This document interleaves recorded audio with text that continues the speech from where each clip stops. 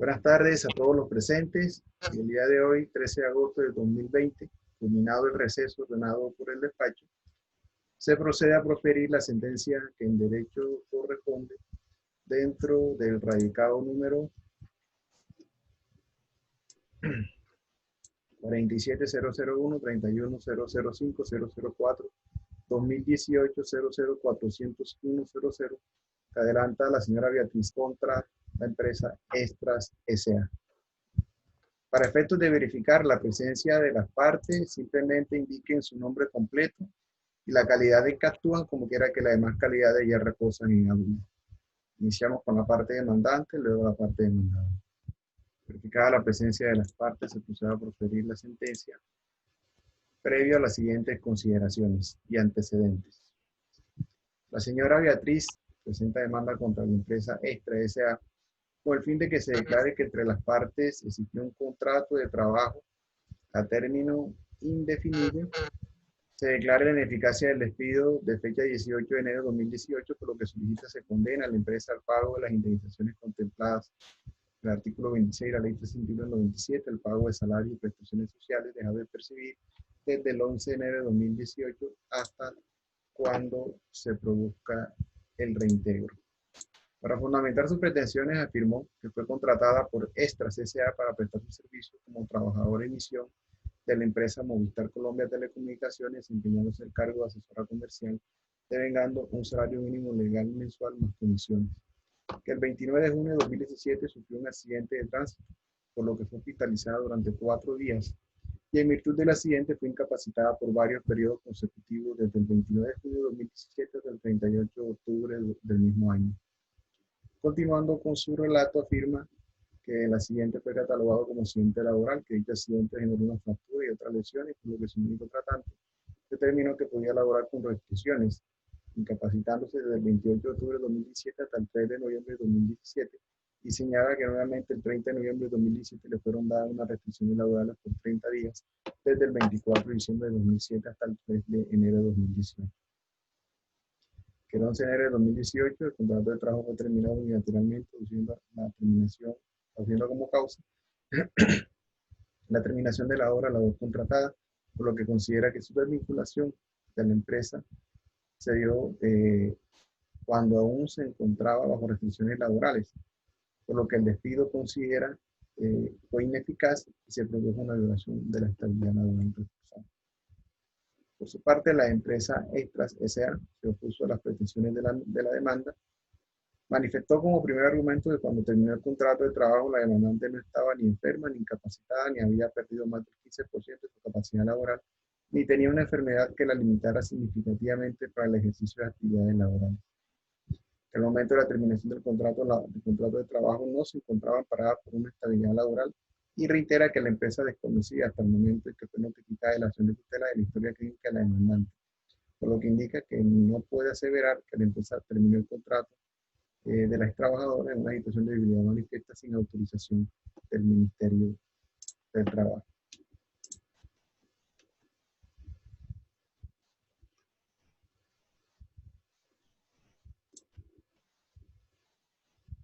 Al haberse terminado el contrato laboral por hechos ajenos a la situación de salud que dice tener la accionante,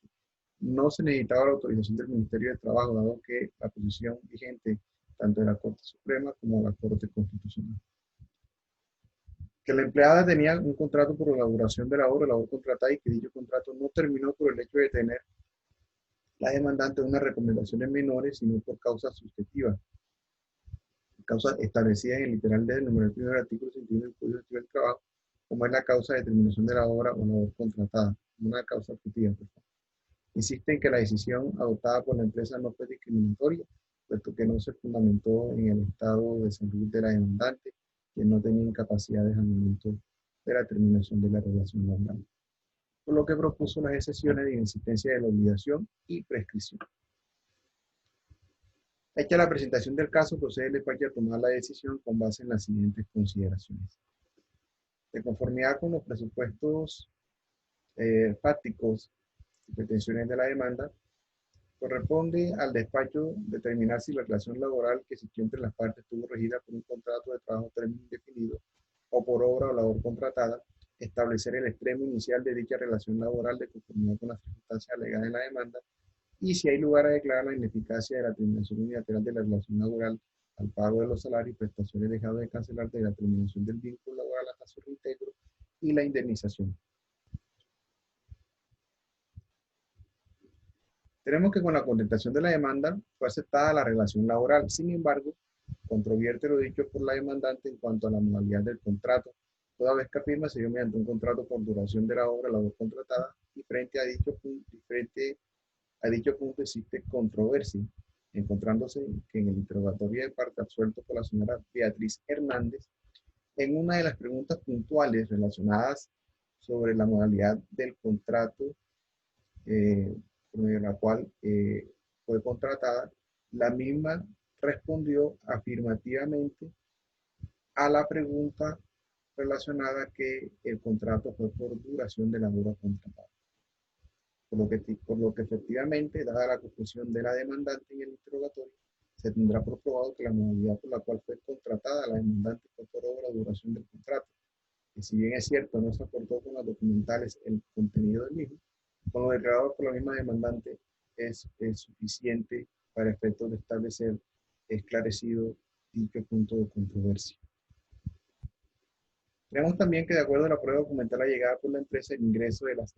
empleadas se dio el 1 de noviembre de 2016, como consta en el comprobante de pago de nómina el periodo de noviembre del mismo año. Así también se evidencia que el salario básico mensual fue de 700.000 pesos, que no es un punto de discusión, el extremo final del vínculo laboral, el cual se estableció el 11 de enero de 2018. Así las cosas se encuentran determinados los extremos temporales de la relación laboral. Se procede a resolver el punto relacionado con la ineficacia del despido.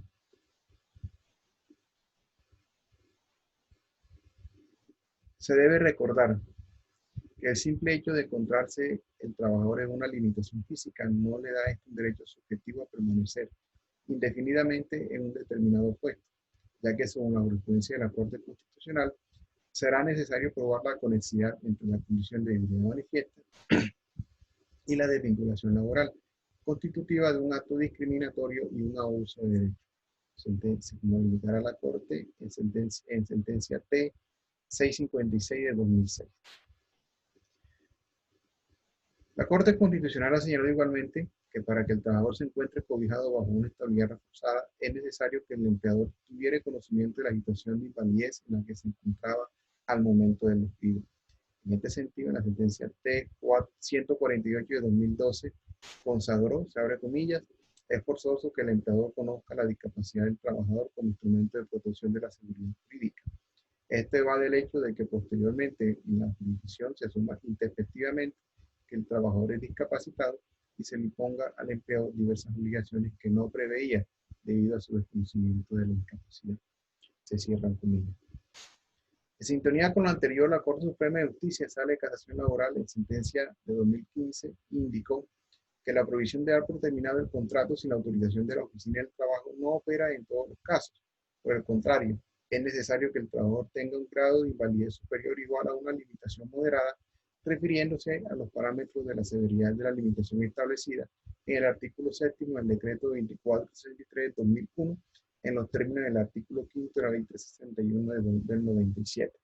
Sentencia número 53083 del 14 de octubre de 2015, siendo magistrado ponente el doctor Rigoberto Echeverría. Ahora, en cuanto a lo regulado por el decreto 2463 de 2001, su artículo 7, en la cual la Corte Suprema de Justicia apoya las conclusiones que se han indicado en el precedente citado, encontramos que con la publicación del decreto 1072 de 2015, de acuerdo a los artículos 21.11 y 21.12, por el cual se compiló la normatividad vigente del sector trabajo, expedida por el Gobierno Nacional mediante las facultades reglamentarias conferidas por el numeral 11 del artículo 149 de la Constitución Política al presidente de la República para la cumplida ejecución de la ley, conforme al artículo 3.11, en dicha normatividad quedaron derogados todas las disposiciones de naturaleza reglamentaria relativas al sector trabajo que versen sobre las mismas materias, con algunas excepciones entre las cuales no se encuentra referenciado el aludido decreto 2463 de 2001. Por lo tanto, el despacho se apartará de la sentencia de la Sala de Casación de Laboral de la Corte Suprema de Justicia en cuanto a la consideración de las discapacidades o incapacidad obedecen a ciertos grados que para la Corte debe ser superior o igual a una limitación moderada. Por cuanto, como ya se indicara, se considera que dicho decreto en la actualidad ha perdido vigencia. Además de lo anterior, la Corte Constitucional en reciente pronunciamiento, sentencia SU 049-2017, estableció que la estabilidad ocupacional reforzada no se circunscribe a quienes han sido calificados con pérdida de capacidad laboral moderada, severa o profunda, como indicara la referida sentencia. Aclarado lo anterior, se procede a resolver en el caso concreto si de las pruebas aportadas la demandante logró demostrar su estado de discapacidad y en caso afirmativo, determinar que el empleador tenía pleno conocimiento del padecimiento de la demandante. Se hace la salvedad en este estado de la diligencia que inicialmente con la demanda no fue aportada la historia clínica de la señora demandante. No obstante, mediante auto calendado el 13 de octubre de 2020, se ordenó por parte del juzgado como prueba oficiosa que se allegara al proceso el contenido del expediente de la acción de tutela instaurada por la señora demandante en contra de ese empleador Extras S.A. y la empresa Movistar Colombia Telecomunicaciones, la cual cursó en el juzgado sexto penal municipal con funciones de control de garantía, requerimiento al cual contestó el apoderado demandante con memorial del 28 de febrero de 2020. En el expediente, el cual se encuentra digitalizado y el cual se puso a disposición de las partes el 6 de julio del año en curso, fecha en que fueron notificados en la presente diligencia, se observa en las documentales anexas que contiene la historia clínica del accionante que a folio 217 reposa copia de su evaluación médica en cita de control suscrita por el médico fisiatra Francisco Macenet del 3 de diciembre de 2017 en la cual se consignó, se abre comillas.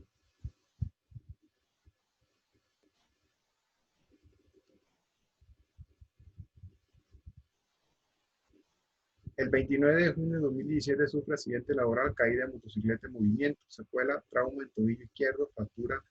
bimaleolar, manejo quirúrgico con reducción abierta más OTS el 1 de julio de 2017. Su evolución es satisfactoria.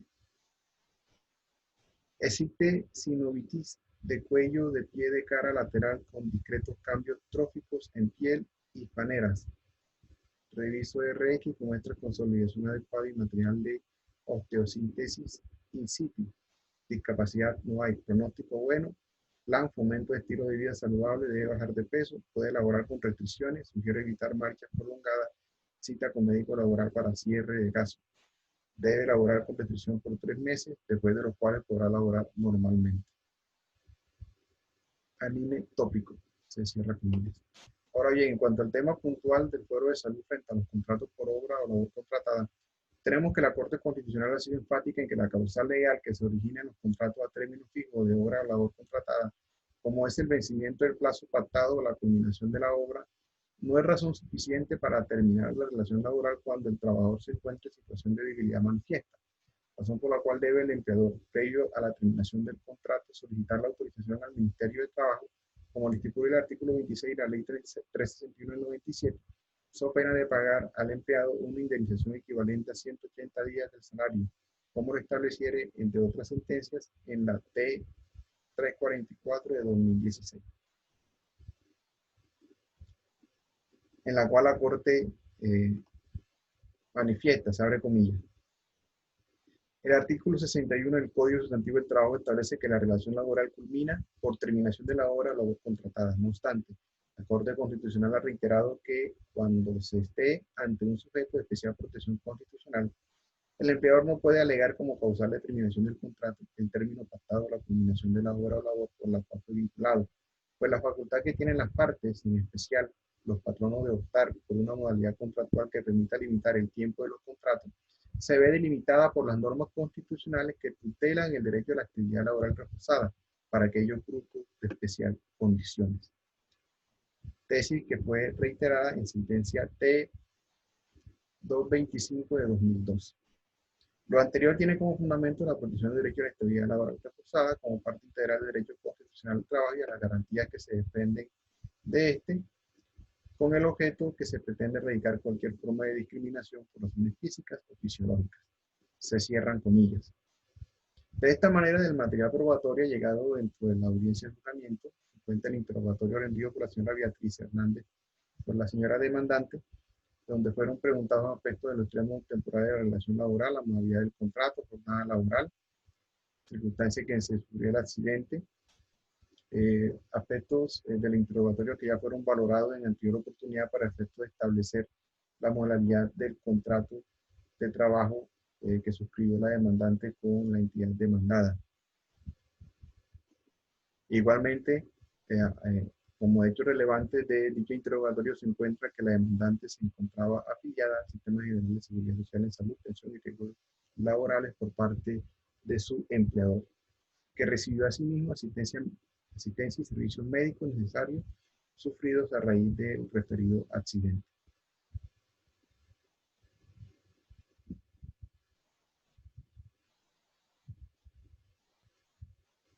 Ahora, en cuanto al conocimiento que tenía el empleador de dicho accidente, al principio fue confuso este hecho, como que era que el accionante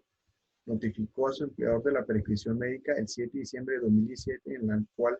uno de sus médicos tratantes indicó que debía trabajar bajo restricciones laborales por el término de 3 meses, por cuanto no lo había manifestado en los hechos de la demanda.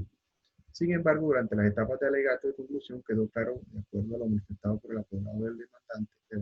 demandante y el apoderado de la entidad demandada, que dicha empresa para la fecha en que decidió dar por terminado el contrato de trabajo tenía pleno conocimiento de dichas restricciones laborales, las cuales fueron prescritas el 7 de diciembre de 2017 con una vigencia de 3 meses, es decir, que la misma vencían el 7 de marzo.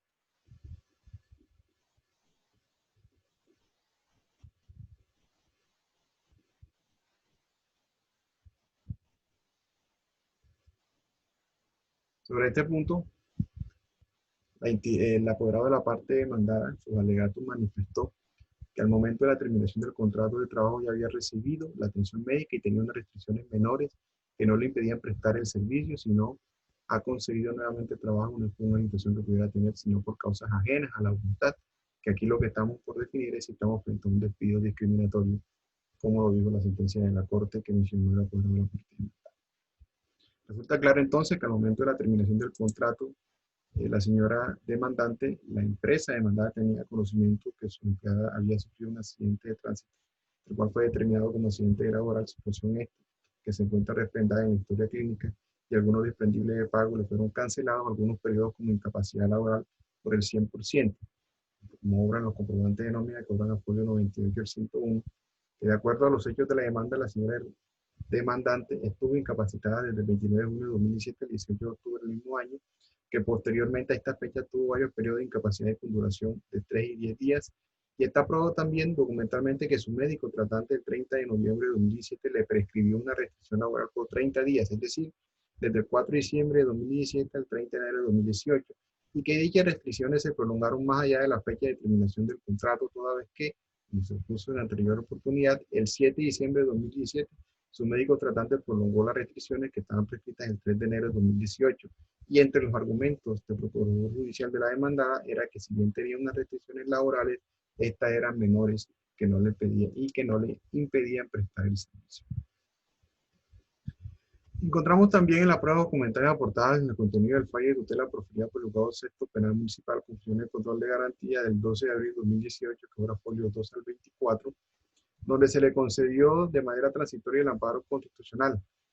ordenado el reintegro laboral y el pago de la indemnización de los 180 días de salario conforme al artículo 26 de la ley 3997. Sentencia que fue confirmada en su totalidad por el juzgado segundo penal del circuito con funciones de conocimiento mediante providencia del 30 de mayo de 2018. No obstante, se desconoce si la orden judicial impartida en dicha acción de tutela fue cumplida o no por la empresa demandada, por cuanto nada se dice ni en los hechos de la demanda como tampoco en la contestación de la misma. Otro punto relevante podemos acotar que si bien es cierto no se aportó prueba donde se demuestre que la demandante fue sometida a una valoración médica donde fuese determinada una pérdida de capacidad laboral, no es menos cierto que la tesis definida por la Corte Constitucional, en la cual el despacho se acoge, ha sostenido que el derecho a la estabilidad laboral ocupacional reforzada no deriva únicamente de la Ley 361 del 97, ni es exclusivo de quienes han sido calificados con pérdida de capacidad laboral moderada, severa o profunda. Por lo tanto, el argumento expuesto por la parte demandada en donde afirma que no se podía hablar de estabilidad laboral reforzada, toda vez que cuando terminó el contrato de trabajo la demandante no estaba enferma ni incapacitada ni había perdido más del 15% de su capacidad laboral, ni tenía enfermedad que la limitara sustancialmente en su vida laboral y personal. Ahora, la causal invocada por la empresa para dar por terminado el contrato laboral, en la cual se refiere al literal D del numeral primero del artículo 61 del Código Civil del Trabajo, es decir, la terminación de la obra o labor contratada, tampoco es de recibo por parte del despacho, dado que en la misma contestación de la demanda se hizo referencia que los contratos laborales de los trabajadores en misión no podían exceder de un año, que sin embargo en el caso de la señora Beatriz Hernández, debido a las restricciones que tenía la empresa, permitió que se diera dicho lapso con el fin de lograr su total recuperación. Como tampoco es de recibo el argumento de la demandada cuando indicó que no se trata de una terminación del contrato de forma discriminatoria,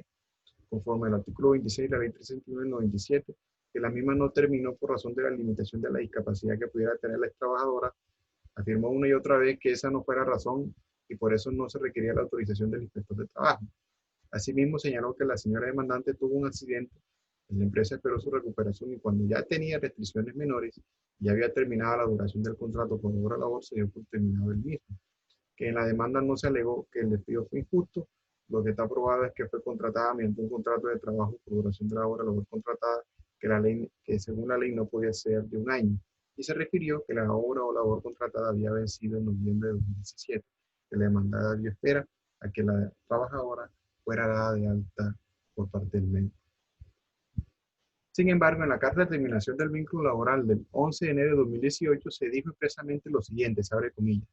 Con la presente le informamos que hemos recibido comunicación de la empresa usuaria, lugar donde usted prestó los servicios, que la obra o labor que de manera particular usted venía realizando en el desarrollo del contrato comercial ha concluido a partir del 11 de enero de 2018 y por consecuencia finalizado por las razones expuestas inicialmente del artículo 61 del Código Nativo del Trabajo. Se cierra comillas.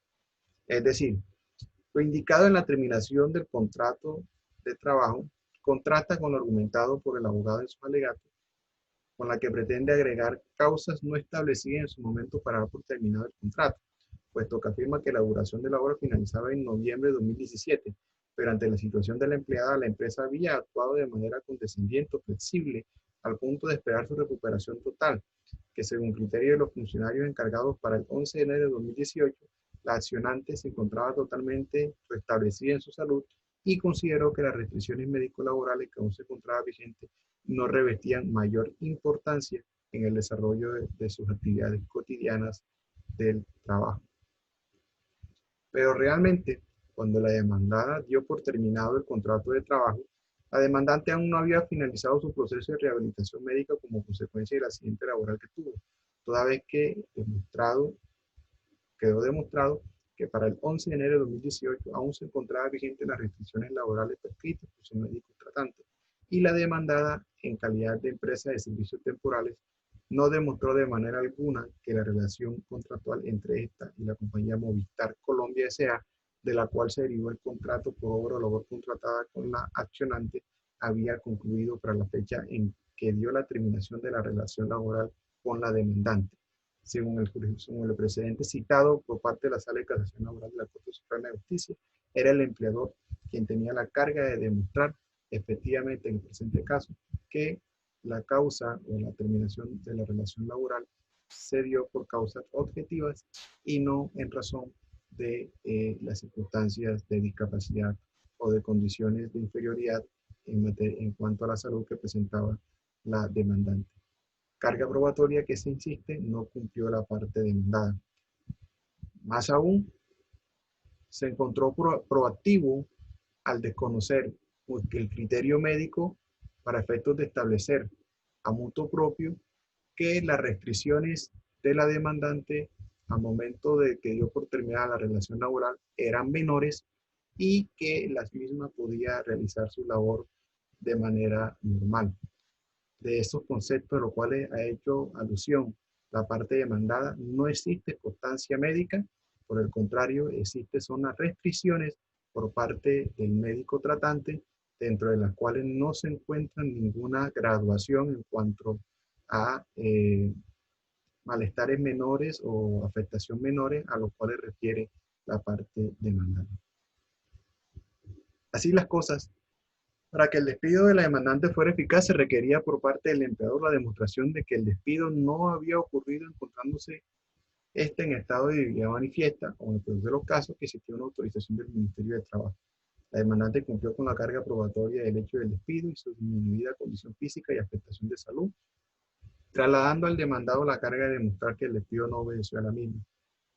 o que tuvo lugar mediando autorización, pero este último no cumplió con lo propio. De conformidad con lo presentado por el artículo 117 del Código General del Proceso, es responsabilidad propia de los sujetos de la relación jurídico-procesal ejercitar prolija y esmeradamente toda carga probatoria que le compete según los extremos que ocupen en el proceso.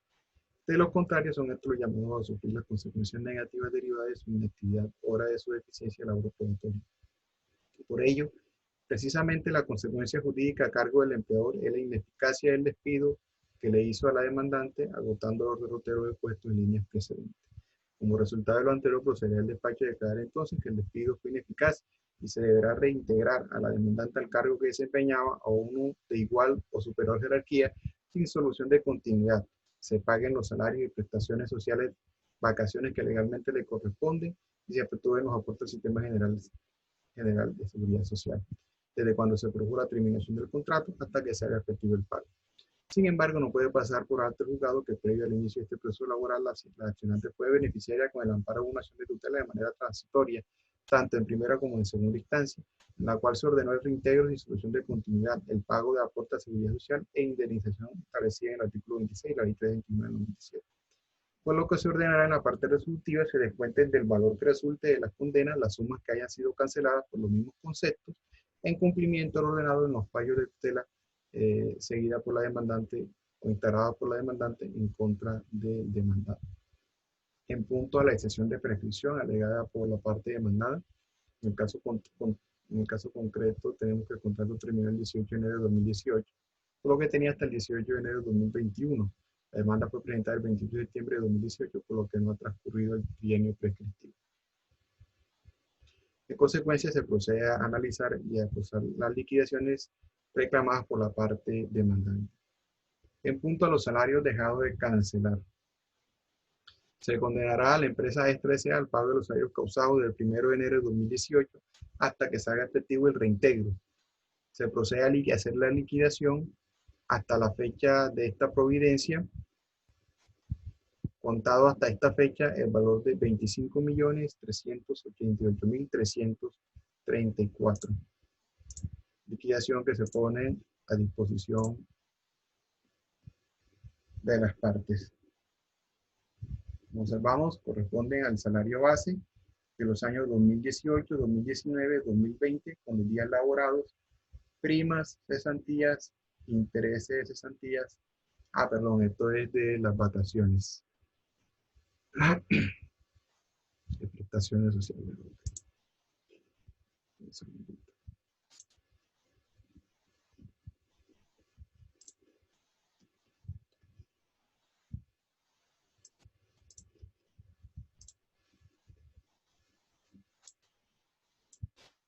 ¿Ok?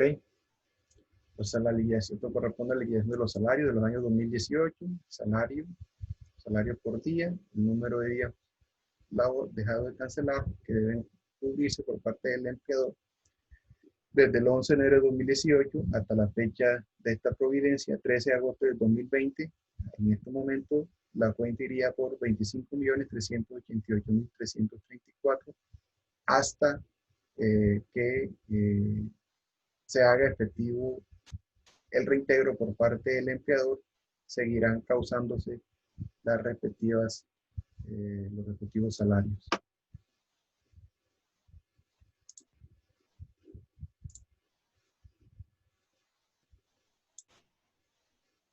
Con relación a los salarios las prestaciones sociales y vacaciones reclamadas,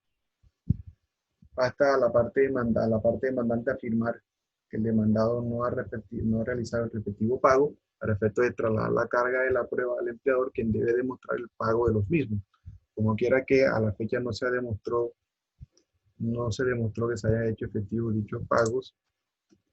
encontramos en la liquidación de salarios y prestaciones sociales,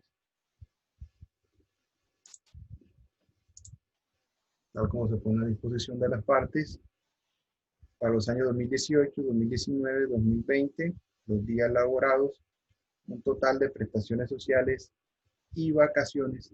por valor de 5.516.159 pesos.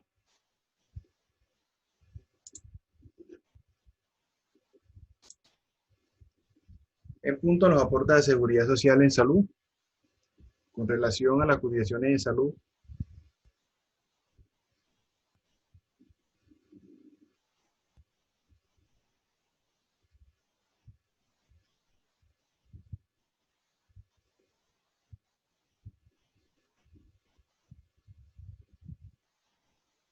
en cuanto a las cotizaciones a pensión, dentro de los extremos ya indicados y objeto de liquidación, hasta la fecha en que se haga efectivo el respectivo reintegro, se ordenará el pago de los aportes a la administradora de pensiones que se encuentre vinculada la accionante, conforme al cálculo actuarial que corresponda por parte de la entidad aseguradora, los aportes para pensión y sus intereses causados desde el 11 de enero del 2018 hasta que se haga efectivo el reintegro. Para efectos, el capital de cotizaciones se formará con los aportes del empleado y el trabajador en las proporciones que para el efecto de la ley 100 del 93 ha dispuesto, recurriendo a descontar de la condena de salario y prestaciones sociales percibidos por la parte demandante. Con relación a las cotizaciones de salud, como quiera que esa era una contingencia cubierta que debía cubrir por parte del empleador en su momento, encontrando, como ya se indicaron, que el empleador pagó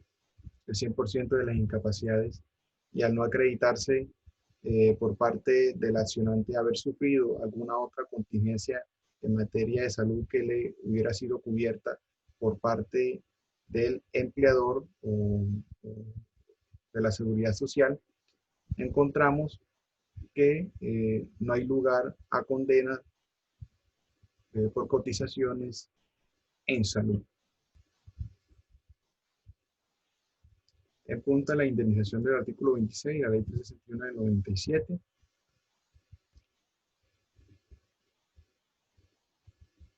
teniendo, como ya se indicaron, un salario básico de 781.242 pesos, un salario diario de 26.041 pesos. La indemnización de los 180 días correspondería al valor del salario diario por el valor de los 180 días de sanción, arrojando la suma de 4.687.452 pesos. En este orden de ideas se entiende negadas las excepciones de mérito invocadas por la parte demandada. Por haber sido vencida en juicio, se procederá con la en costa de la parte demandada extra S.A. Se fijan las sanciones en derecho por valor del 5% del valor total de las pretensiones reconocidas en esta sentencia. Mérita del expuesto el juzgado cuarto laboral del circuito de Santa Marta, administrando justicia en nombre de la República de Colombia y por autoridad de la ley, resuelve primero. Declarar que entre Beatriz y la demandada extra S.A. existe un contrato de trabajo por obra o labor contratada desde el 1 de noviembre de 2016 al 11 de enero de 2018, conforme se puso en la parte. Segundo, declarar que el despido que realizaba la señora demandante fue ineficaz por encontrarse la misma en estado de debilidad manifiesta. En consecuencia, se ordena el reintegro del accionante en un cargo igual o equivalente, un cargo igual o superior al que desempeñaba el 11 de enero de 2018. Tercero, condenar a la demandada extra S.A. al pago de los salarios y prestaciones sociales dejados de percibir como su cesantía, interés de cesantía, prima de servicio, vacaciones, la indemnización de los 180 días establecido en el artículo 26 de la ley 361 del 97 en favor del accionante conforme a la parte motiva de la presente providencia en el siguiente orden. Por concepto de salario, la suma de 25.388.334. Por concepto de cesantía, intereses por la cesantía, prima de servicio y vacaciones, 5.516.189 pesos. Aporte a seguridad social en salud, pensiones dejado de pagar desde el 11 de enero de 2018 hasta que se haga efectivo el reintegro, pago que debe efectuarse en el fondo de pensiones que se encuentre vinculada a la demandante. Por concepto de indemnización que está del artículo 26 de la ley 391/97, la suma de 4.687.451 pesos. Cuarto, se autoriza a la demandada a descontar la suma de dinero que hayan sido canceladas a la demandante por los mismos conceptos ordenados en el numeral tercero de esta sentencia, en cumplimiento ordenado en los fallos de acciones de tutela seguida por la accionante en contra de su empleador. Quinto, condenar en costa a la empresa demandada se fijan las agencias en derecho por valor del 5% del valor total de las prestaciones reconocidas en esta sentencia. Esta decisión queda notificada en estrado y contra la misma proceden los recursos de ley, de lo cual se le da traslado a las partes interesadas si desean interponer algún recurso. Parte demandante. Señoría, yo voy a interponer. Ok, perfecto. Tiene la palabra el doctor Víctor. ¿El demandante va a apelar? Sin recurso, señor juez. Ah, ok. Yo sí voy a apelar, señor juez. Tiene la palabra. Gracias. Respetuosamente interpongo el recurso de apelación contra la sentencia acabada de proferir, pretendiendo que el honorable tribunal, al conocer la alzada, la revoque en todas sus partes, recurso que sustento de la siguiente manera. Primero, lo que se discute en este proceso es si una persona que tiene recomendaciones menores, como no alzar peso, como hacer algunas pausas activas, se considera protegida por el fuero de salud.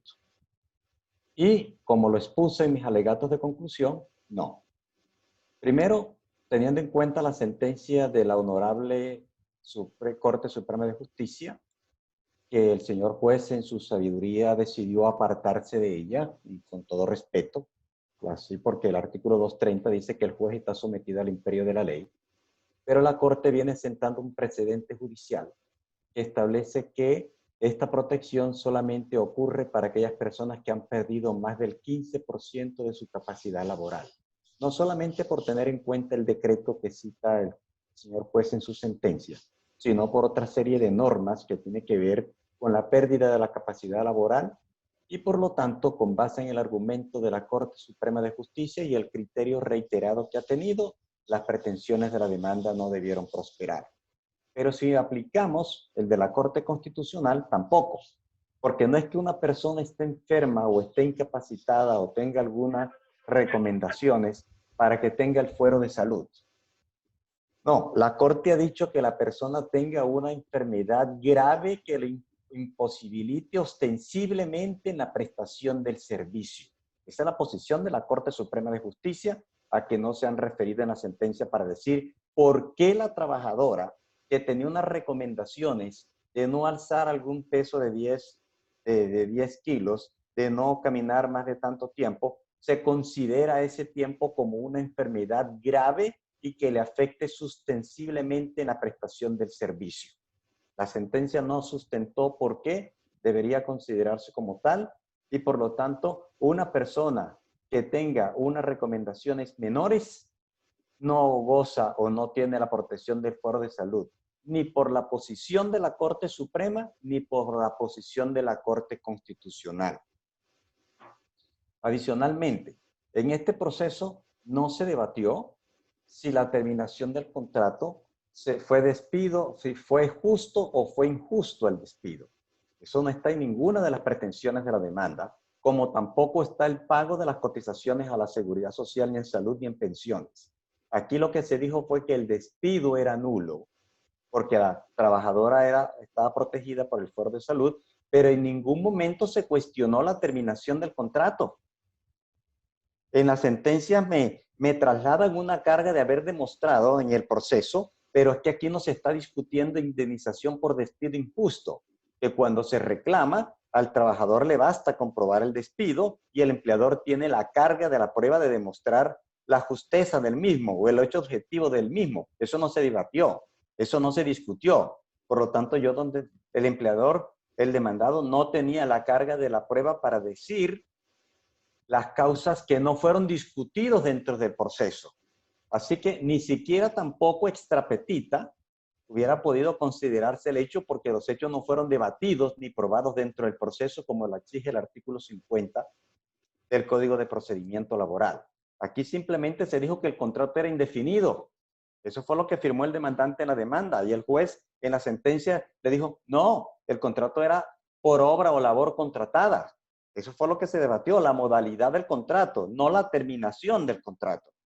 Por lo tanto, la trabajadora, una trabajadora que tenga restricciones menores, ¿por qué no se terminó al vencerse el año? Porque como trabajadora de empresa de servicios temporales, había que respetarle el año porque en ese momento estaba incapacitada. Pero cuando termina el contrato no está incapacitada. Tiene unas recomendaciones menores y no graves como lo exige la Corte Constitucional. Por lo tanto, considero que la trabajadora no goza del fuero de salud ni por la posición de la Corte Suprema de Justicia, pidiendo desde ya al honorable tribunal que siga el precedente judicial de su superior jerárquico que establece la pérdida de la capacidad, que establece el fuero de salud para las personas que han perdido más del 15% de la capacidad laboral, pero que también si quieren seguir el de la Corte Constitucional,